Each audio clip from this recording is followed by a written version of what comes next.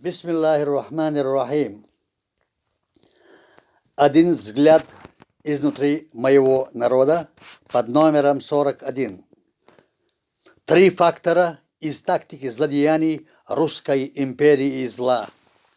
Если эта империя куда-либо направила свой взор с тем, чтобы захватить страну или народ, то на первом этапе она направляет туда своих агентов в качестве послов, торговцев, исследователей, представителей разных с мешками золота, награбленных у других народов, и тем подкупая влиятельных персон в той стране вместе с уголовниками тех стран для проведения беспорядков с терактами и разного рода преступлений.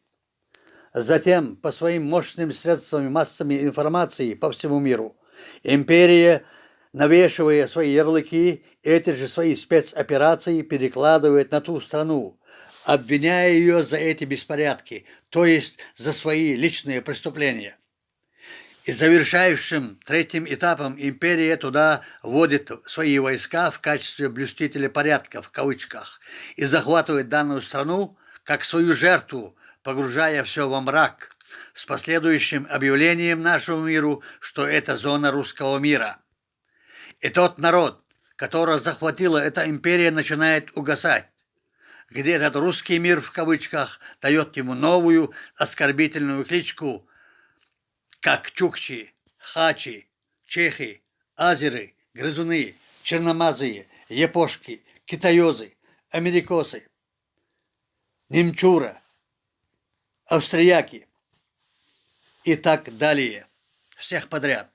Теперь этот народ всюду обвиняется империей в недоразвитости, в дотационности и виноватым перед этой лицемерной мерзкой империей и ее русским миром. А остальной мир вбирает в себя эту дезинформацию.